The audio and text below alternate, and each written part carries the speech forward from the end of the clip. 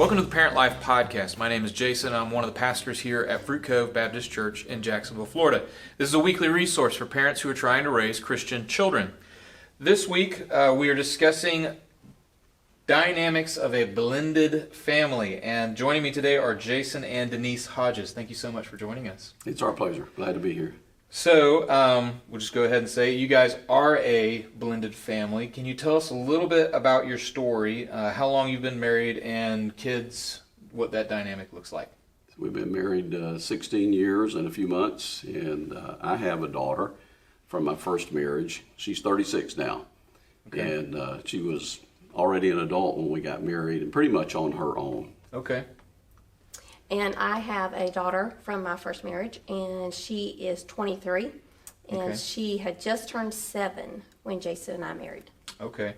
And so you guys kind of raised her together, right? Okay, Yes. and we're going to get more into those dynamics.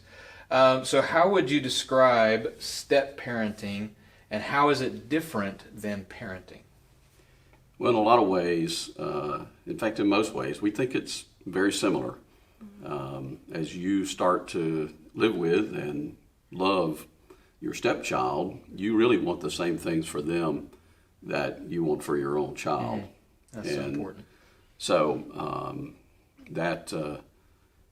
you want to lead them and guide them. You want to make sure there's good discipline, and you want to encourage them and motivate them to be the best they can. Mm. How would you add to that? Well, one of the things that's different, I think, in step parenting is you do not have that natural relationship that is, just kind of created. So it takes a while, I think, and you need to give it time to, the child time to have a relationship with the parent. Mm-hmm. So. And then from there, it's more of a position of respect, right? It's, And trust. Love and trust, yeah. Yeah. Yeah, building trust is a big part of it. So here's a follow-up question. What are some of the greatest challenges of parenting in a blended family, and what are some of the fears that come along with parenting in a blended family? Well, one of the things we think would be boundaries. You have to respect the boundaries of the child that you're new to. For us, my daughter and I, we had been a family, just the two of us. So there was a boundary that existed, and when Jason became part of our family, he had to respect that relationship that was there. Mm-hmm. And the same was true for me and Jason's daughter. Mm. Another one of the difficulties is dealing with the traditions and the things that even things like restaurants and food and holidays and stuff like that. My daughter and I, we would try a lot of different foods, a lot of different restaurants and things like that. Denise and Aaron, kind of came from more just basic, meat and potatoes, sustenance right? type Yeah, stuff. Yes.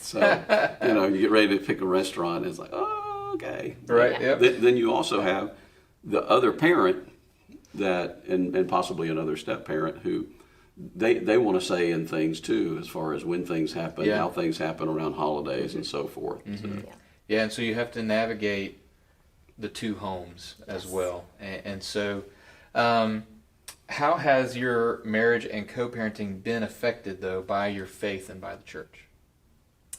Well, first of all, it's pretty big for us because we met at church, and our relationship began here at church. And the other thing that was really important for us is church was important in our home.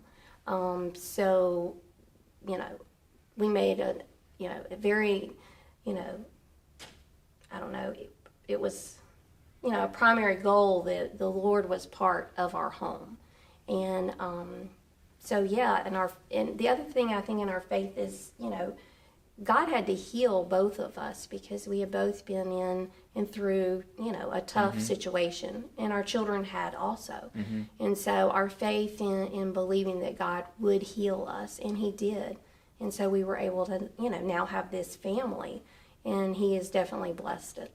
And I like how you said that you had to give God time to heal you, to work through some of, we'll say, trauma of just the separation of families Sure. before you tried to forge something new together. So how would you answer that question? How is faith in church affected? I mean, I think it affects how we deal with just potential conflict and things that might come up. One of our mantra verses is Romans 12:18. Whenever possible, as much as it is up to you, live at peace with everyone. And when you're dealing with another parent of the child and they want the kid for a particular weekend and you've planned all that, and then you get to that point and at the last minute something changes, it's cost us money to live at peace. It's cost us time. We've had to cancel plans that we might have made one way or another, either expecting to have her there or expecting to have a weekend to ourselves. But at the end of the day, in order to ensure that our family was at peace and that not to bring additional turmoil and trouble into our family, sometimes we had to do things we didn't really want to do, but we knew it was the best for us and for our family. That's good.